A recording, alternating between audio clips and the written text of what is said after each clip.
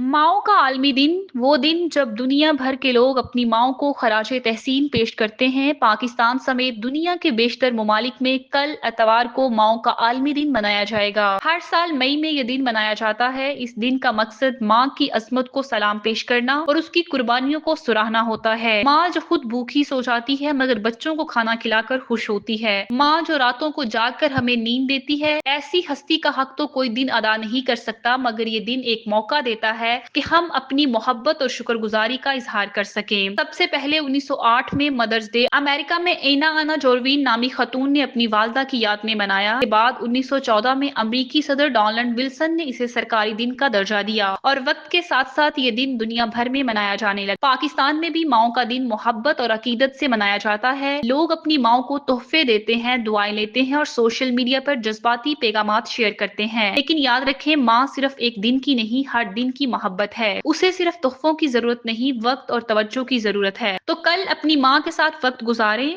उनकी दुआएं लें और दिल से कहें, अम्मी मैं आपसे मोहब्बत करता हूँ।